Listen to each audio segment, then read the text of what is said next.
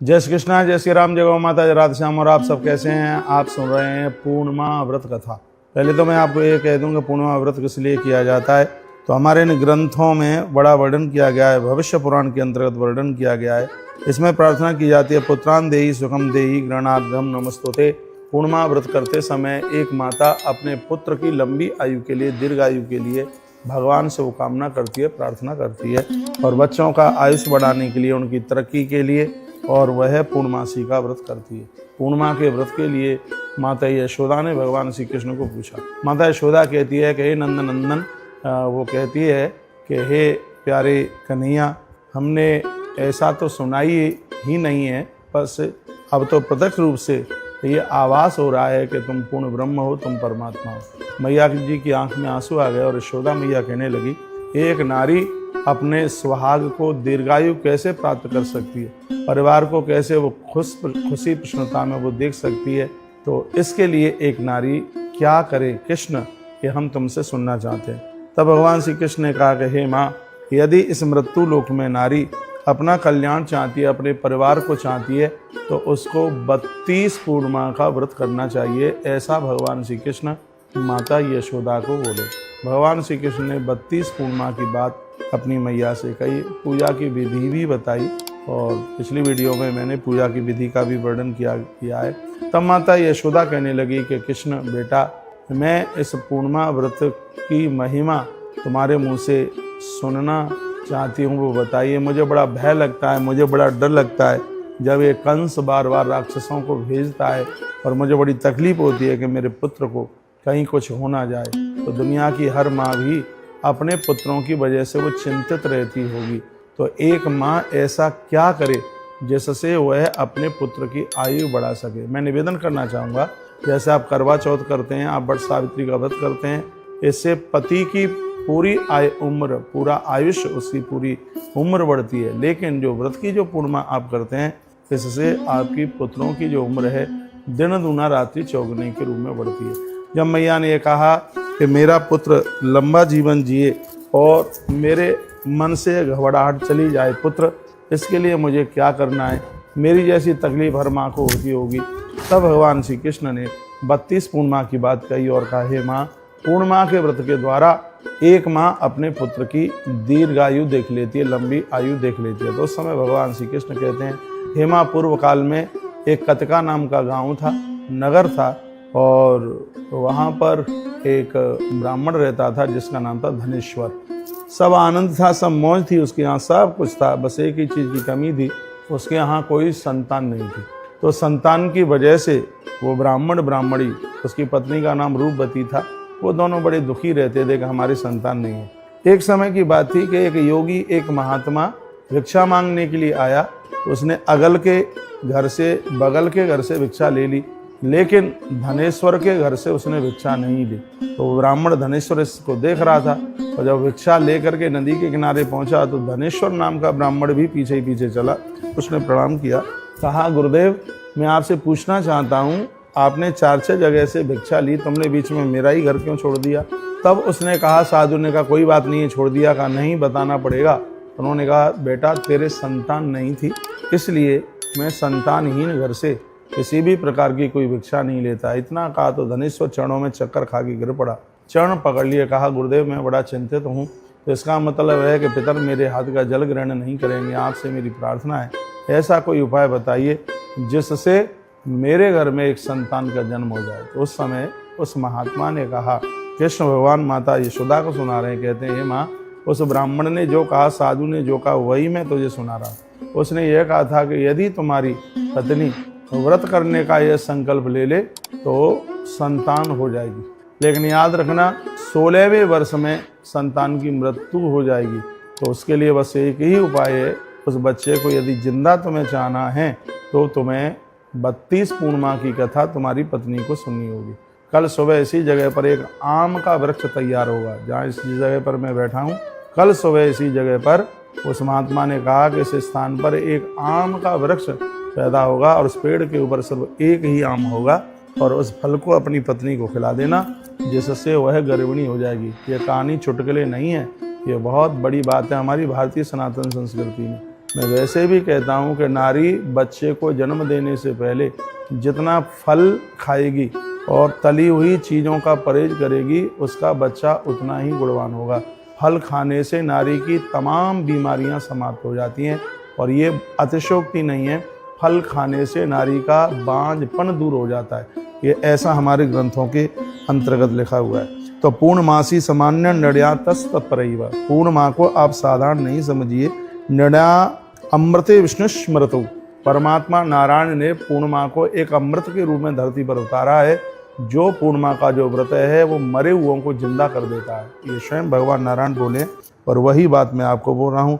अत्र सर्वदेवानाम दमन पूजायाम बाय सेवस्य कृता आचार्य कहते हैं कि जो पूर्णिमा का व्रत करती हैं उन देवियों को स्वयं भगवान भी वंदन करता है, उनको ईश्वर भी प्रणाम करता है। आइए अब मैं आगे की इस कथा को मैं आगे के लिए बढ़ा रहा हूँ। बहुत अद्भुत कथा है कि वह धनेश्वर नाम का वो ब्राह्मण दूसरे दिन जब सुबह गया, उसने अपनी आंखों के सामने से आम के वृक्ष को उगते हुए देखा और उसके ऊपर सिर्फ एक ही आम का फल लगा हुआ था।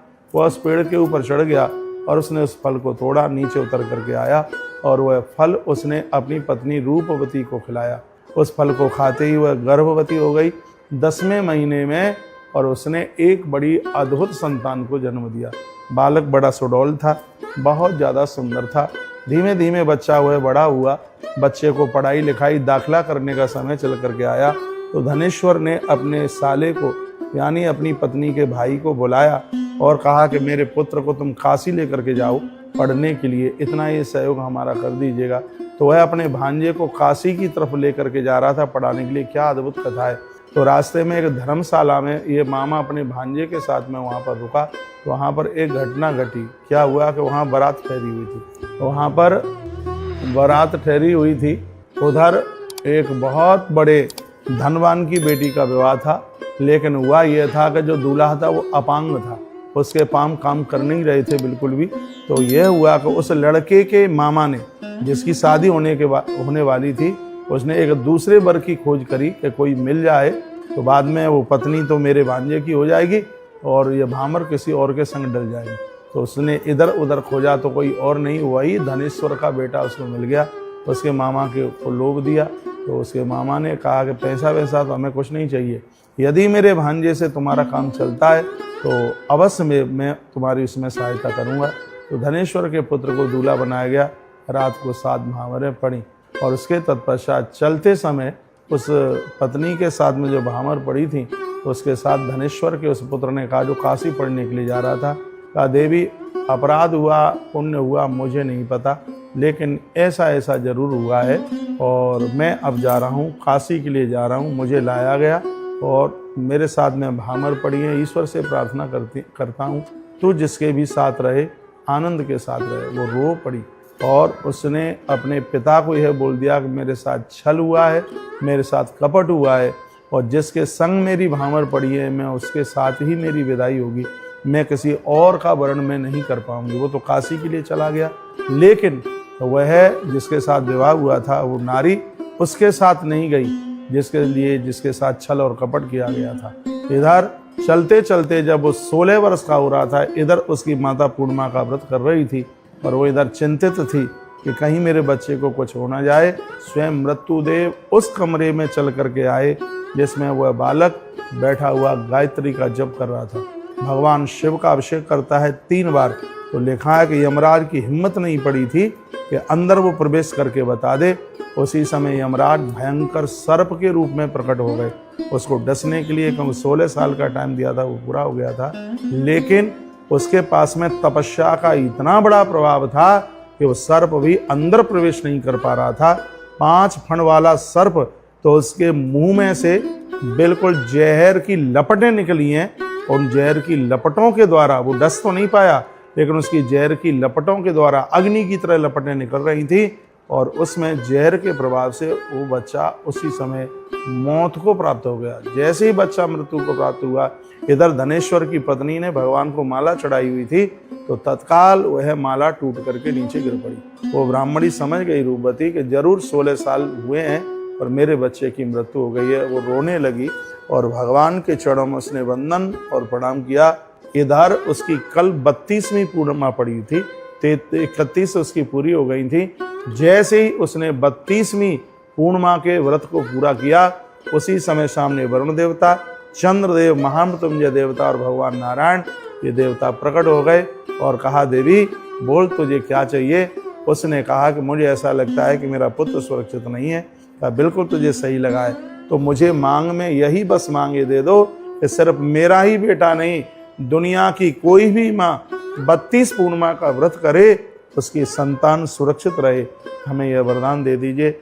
देवताओं की आंख में आंसू आ गए, फूलों की वर्षा की और उसी समय धनुष का मरा हुआ बच्चा है वो जीवित हो गया। ये 32 पूर्णिमा का इतना बड़ा ये प्रभाव। विद्या उसकी पूरी हुई।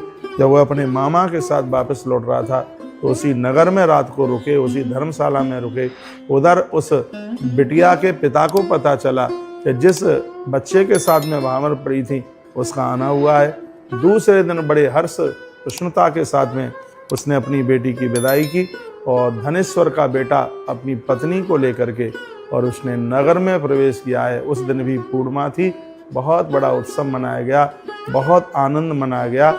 इस पूर्णिमा के दिन खीर का भोग लगा करके हजारों ब्राह्मणों को वह खीर खिलाई गई। इतना आनंद हुआ। समय आने पर धनेश्वर के पुत्र के यहाँ स्वयं चंद्रमा ही एक पुत्र के रूप में आकर के प्रकट हो गए और कहते हैं कि स्वयं पूर्णमासी ही पुत्र वधू बन करके चल करके आई। और यह पूर्णिमा व्रत की अद्भुत महिमा है। जो भी बहन इस पूर्णिमा व्रत को करेंगे उनके बच्चों की बहुत